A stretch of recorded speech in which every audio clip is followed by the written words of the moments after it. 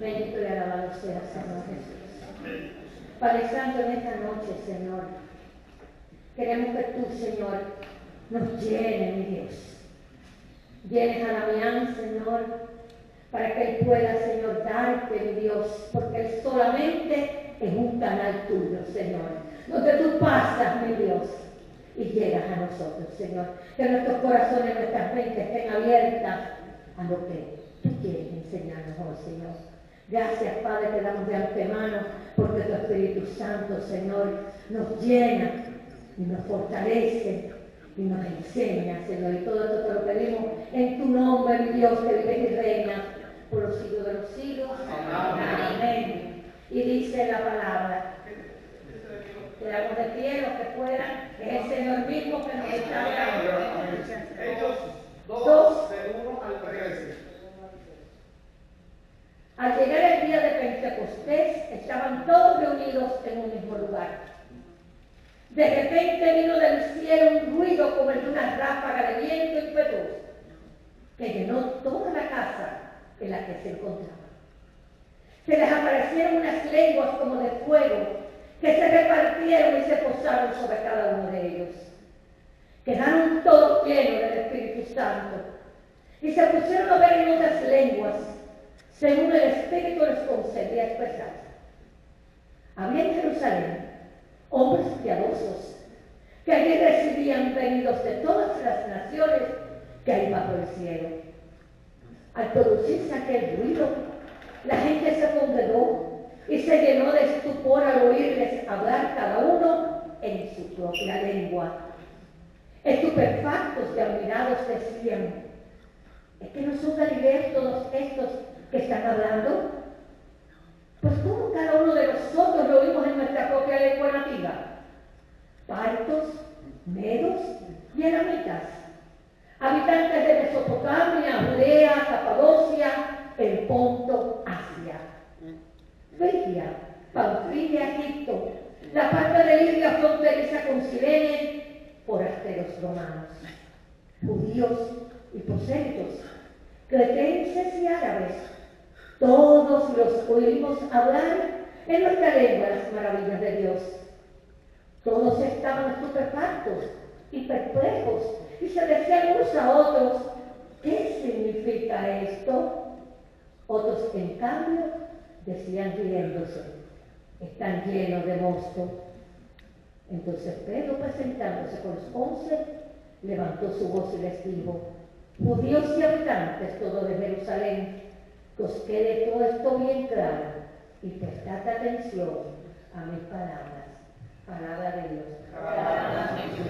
Sí, era hasta donde dice que están llenos de mosto.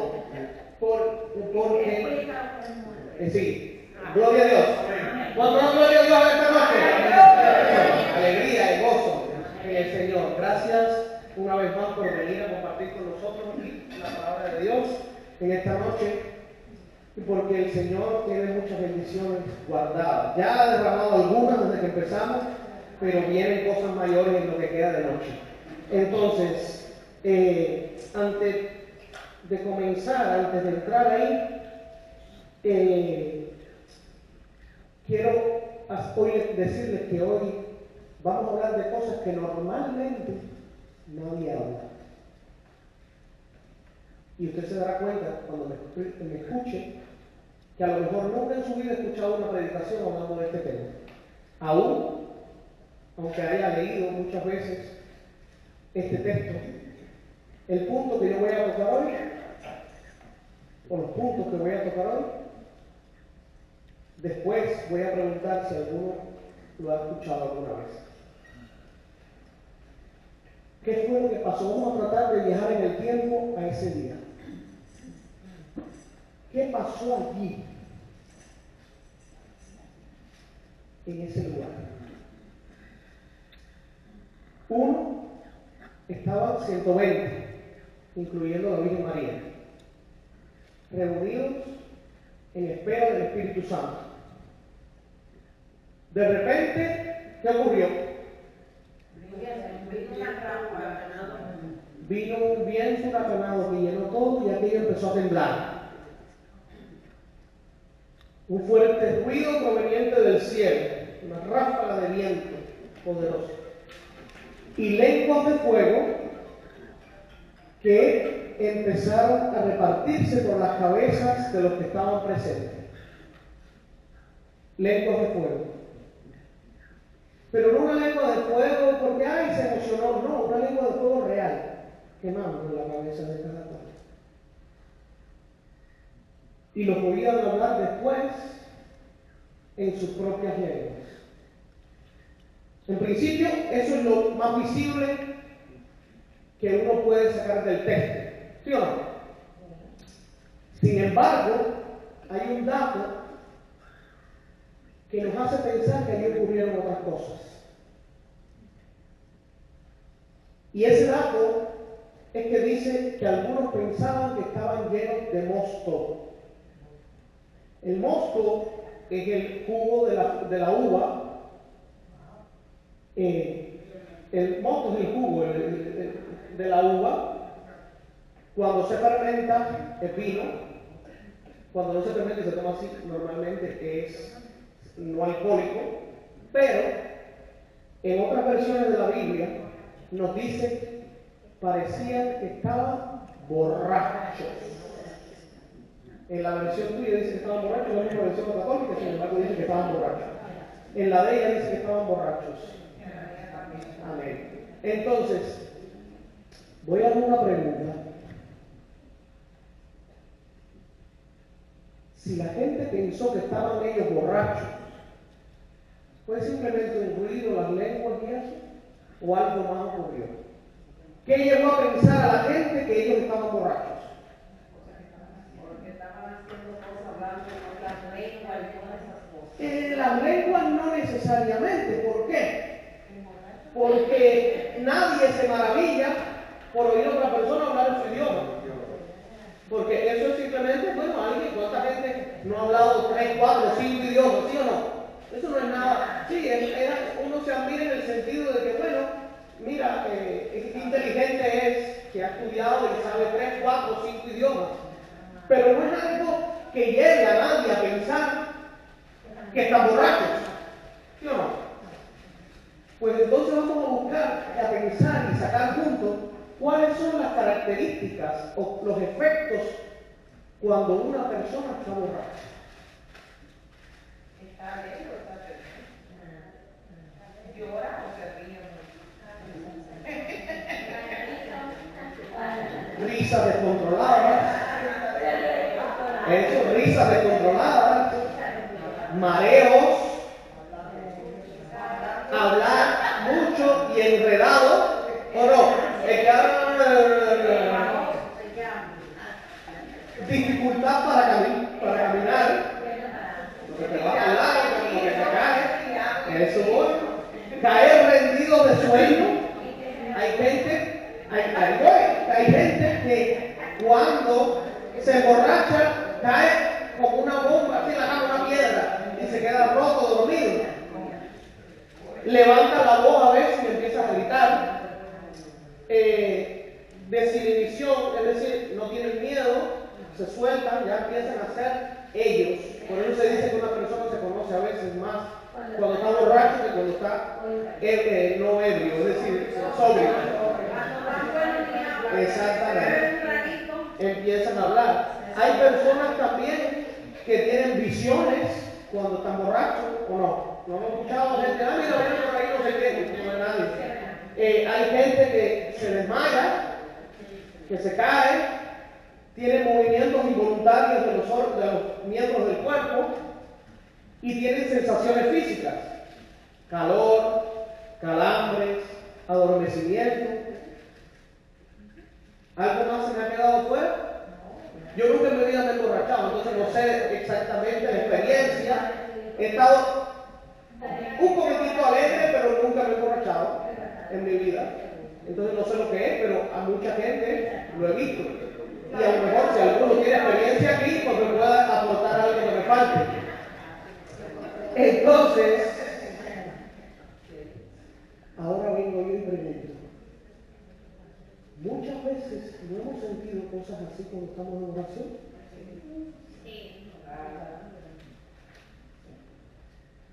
Cuando estamos en oración, mucha gente cae bajo el poder del Espíritu Santo y se queda ahí, se cayó. Ya primero se cayó. Otros se tambalean, nada más, con los mareos del borracho. Otros salen así que se van por los lados y se caen. Otros se duermen, es decir, se caen en el caso del Espíritu y se pueden levantar 3 y 4 horas después. Y hasta 17 horas hubo un caso que conocí. Ahí tirado en el piso.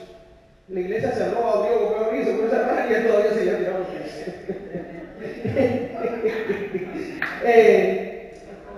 Sensaciones físicas. ¿Cuántos cuando hemos estado orando no han sentido calor, electricidad, calambre? ¿No han sentido adormecimiento de partes de su cuerpo? Ganas de llorar. Todas estas características, aunque son manifestaciones externas y físicas de la presencia del Espíritu Santo, su acción no se reduce a eso, la acción del Espíritu Santo no se reduce a esas cosas. La obra más importante del Espíritu Santo es convertirnos a imagen de Cristo, recordarnos sus enseñanzas, guiar a la iglesia, ser nuestro abogado y defensor, regalarnos los dones y carismas para la edificación de la iglesia y el bien de la humanidad, nos hace comprender la palabra de Dios y nos convence de pecado. ¿Cuántas veces usted lo ha escuchado? Personas que dicen, yo no tengo pecado, yo no me confieso porque no tengo pecado. No, tú sí tienes pecado, lo que no tienes es el Espíritu Santo. Y por eso no te das cuenta del pecado. Porque en la medida que tú te vas acercando más a la luz, más empiezas a ver las sombras que hay en ti, o las manchas que hay en tu vida. Pero si estás tan lejos de la luz de Dios, claro, tú no ves. En la oscuridad, ¿quién encuentra algo en la oscuridad? Nadie. En la luz es que tú ves. En la medida que nos acercamos más a Dios y que nos vamos llenando de Espíritu Santo, es que empezamos a ver y a darnos cuenta de nuestro pecado. Y lo que antes no considerábamos pecado, nos empezamos a dar cuenta que sí era pecado. Y ahí vienen pecados de omisión, pecados leves, mentiritas piadosas, etcétera, etcétera. Pero bueno, no quiero pararme ahí. Quiero seguir porque, aunque estas manifestaciones físicas del Espíritu Santo no son lo más importante para un incrédulo o ateo o un creyente de otra religión o otra filosofía, estos elementos tangibles son vitales y esenciales para su conversión a Jesucristo. Este mundo está lleno de filosofía, religiones, ideas. Y si usted no demuestra, o la persona no siente la presencia de Dios en su vida, cuando usted vaya y le predique, no va a creer que Jesucristo es Dios. Va a decir, sí, muy lindo lo que usted me cuenta, pero yo pienso que fulano de tal, o igual, o ciclanejo, u otro, o simplemente no creo que exista un Dios.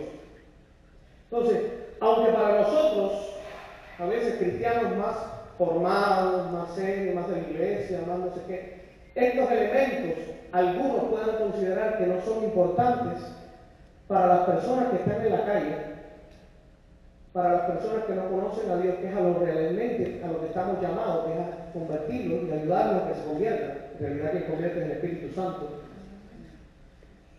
Sí son necesarios estos elementos. No podemos excluir estas manifestaciones del Espíritu por exceso de racionalismo o incredulidad, que a veces nos rodea y nos ataca, aún dentro de la iglesia. En la historia ha ocurrido de que cada vez que Dios se manifiesta, el demonio intenta imitarlo. Si Dios da un don de profecía, el demonio da un don de adivinar, de lectura de manos, de lectura de cartas, de la bola de cristal, del horóscopo. Si Dios sana, el diablo se inventa el reiki, se inventa trabajo de brujería que sana supuestamente a la gente, hechizos. Si el Espíritu Santo da el don de lengua y la gente habla en lengua, pues el demonio Cuando la gente va, yo eso lo conozco muy bien de cerca porque soy cubano y en Cuba ustedes saben que eso existe mucho, la brujería y la santería. Usted oye que hablan enredado y raro, como en otra lengua.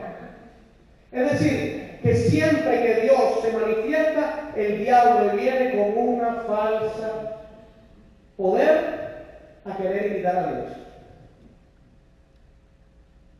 Y nosotros ahí es donde estamos perdiendo la batalla. ¿Sabe por qué? Porque nosotros hemos eliminado de nuestra fe todas las manifestaciones del poder de Dios. ¿Y qué ocurre? Que entonces usted encuentra católicos, usted encuentra cristianos que vienen a la iglesia con un día de domingo y el martes van y se consultan con el espiritista. ¿O no los conocen? Y cada vez que hacemos un encuentro para renunciar al diablo y a Satanás y a las obras del mal, la gente viene y te entrega 40.000 millones de amuletos, resguardos, etcétera, etcétera, etcétera. Si usted va al Antiguo Testamento, en el Antiguo Testamento Dios siempre se manifestó tangiblemente, de forma visible, palpable. Cuando Moisés sacó a los israelitas, Dios les mandó a los egipcios para que los soltaran no sé cuántas plagas, 10 plagas. Después, cuando fueron a cruzar el Mar Rojo, con la vara de Moisés se abrió el Mar Rojo. Cuando no tenían agua los israelitas, que se pusieron a quejarse, Moisés dio con la vara en la piedra de Aarón y el agua brotó. Y cuando no tenían comida, Dios le mandó maná y le mandó las aves para que comieran durante 40 años. Por el día los acompañaba una nube y por la noche una columna de fuego.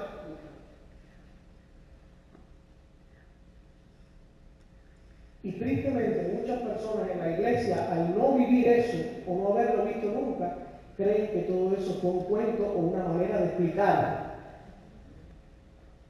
la fe. Pero eso son solo realidades. Yo recuerdo el padre Guillermo Tardí, contaba que en una misa de sanación, en un estadio repleto de gente, un día, en el momento de la sanación, las nubes se juntaron e hicieron una cruz gigante y todo el estadio vio de encima de ellos una nube en forma de cruz gigante. Fue vista a los ojos de todo el mundo. Cuando va a las apariciones de la Virgen, la danza del sol, mucha gente lo ha visto.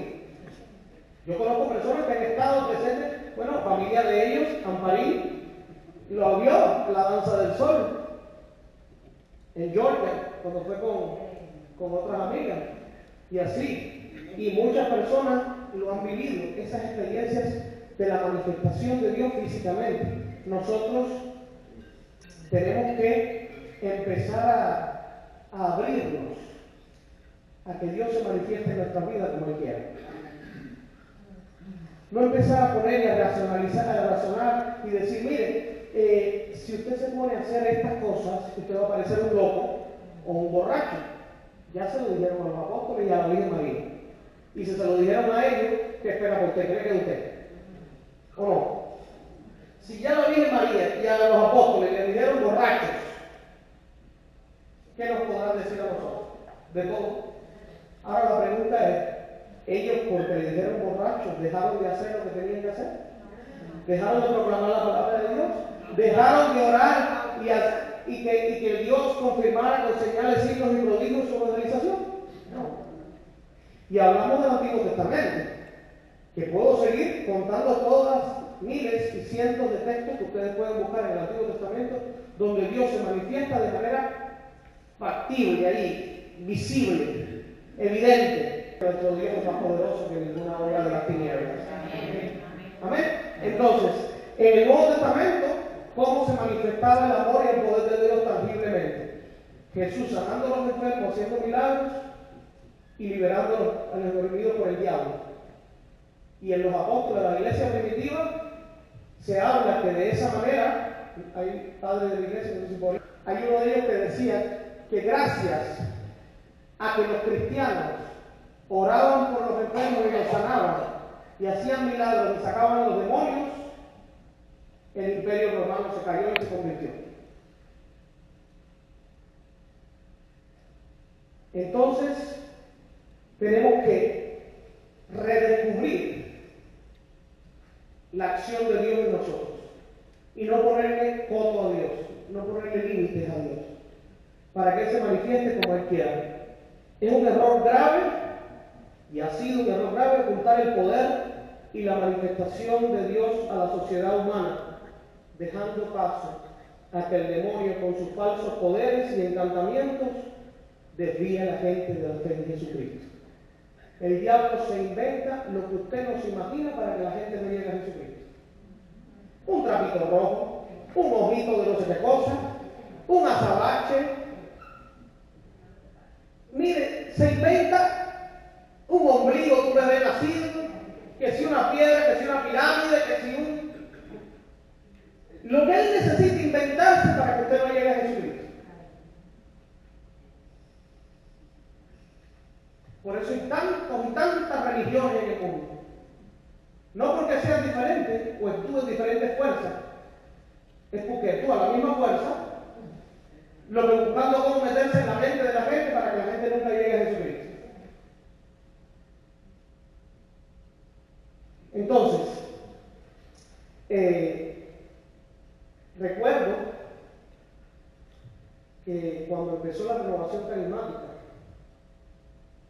en la universidad allá en Duquesne, o Duquesne, dice en español, algo así, en pronuncia en Pensilvania, Patty Murphy, una de las primeras que recibió el bautismo en el Espíritu Santo en una capilla donde el Santísimo, así como estamos hoy aquí, oraron por bautismo en el Espíritu Santo, Ralph Martin y todos ellos. Si usted ve lo que ocurrió, la mitad de lo que está aquí a lo mejor hubiera salido corriendo.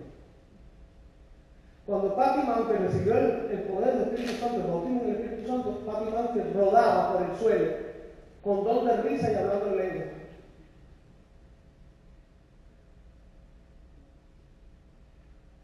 Y eso dio origen a esta renovación carismática que se ha creado por el mundo y que hay más de 200 millones de católicos y más de 600 millones de cristianos que han experimentado el poder de Dios y la bendición de Dios.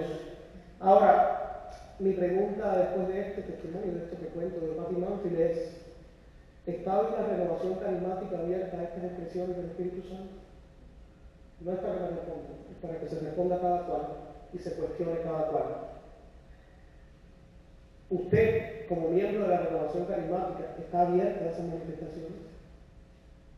¿O saldría corriendo si la ve? ¿O sería el primero en ir a informar?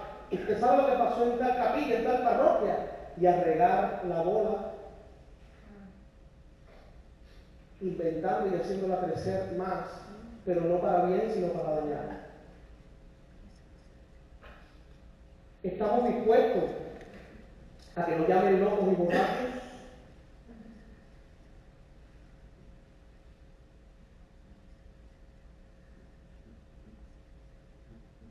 Hemos acomodado nuestra corriente de gracia, a veces por miedo, o por lo que otros piensen.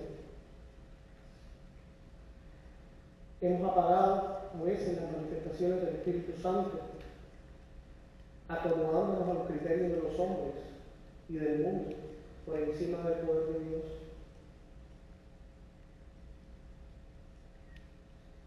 Usted, en su conciencia y en oración, pregúntele a Dios, y Dios le dirá.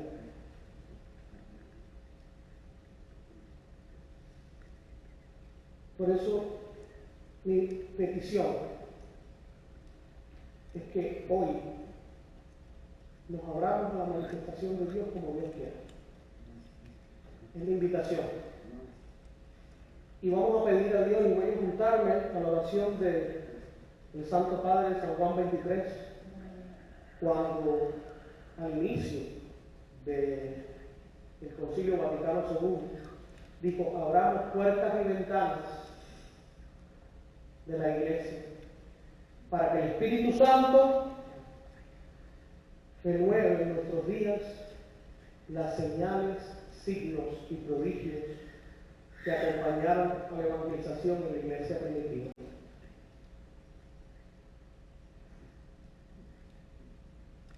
Eso es lo que dio inicio a esta renovación carismática.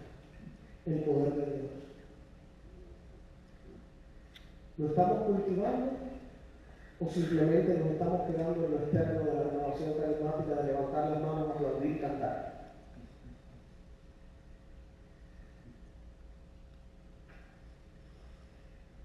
Con esto termino. Vamos a empezar ahora a orar para que Dios derrame su Espíritu Santo. Vamos a orar para que el Espíritu Santo, ¿hay un teléfono por aquí? ¿Que no se quede? Para que el Espíritu Santo empiece a derramarse hoy, de acuerdo a la medida de tu fe y de acuerdo a lo que tú lo dejes. Entonces todas estas cosas que hablamos antes, hoy pueden ocurrir en tu vida. No te asustes, no te escandalices, que el poder de Dios nunca es para hacerte daño, siempre es para liberarte, sanarte y llevarte a niveles más profundos en el conocimiento de Dios. ¿Amén? Vamos entonces a ponernos de pie o a sentados, preferiblemente de pie, vamos a ponernos de pie y empezar a cantarle a Dios y a clamar por el Espíritu Santo para que se derrame en nosotros hoy. Si tú no sabes qué decir, porque nunca has hecho algo así, simplemente di, ven Espíritu Santo. Y repítelo, ven Espíritu Santo. Ven Espíritu Santo. Y lo vas repitiendo así constantemente. Y Dios se va a encargar de hacer la obra en ti.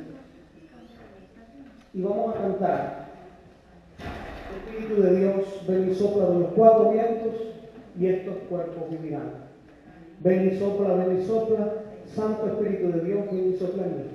Y vamos a empezar a clamar como iglesia, como grupo, la bendición de Dios. Y entonces vamos a, en un cierto momento, a orar. Yo voy a hacer una oración sobre todo para que la unción, la acción y la bendición y el poder de Dios se empiecen a manifestar en nuestra vida. Si le pido, cierre sus ojos, lo que pueda. Cierre sus ojos. ¿Para qué? Para que usted pueda concentrarse en Dios y no esté mirando lo que está pasando al lado.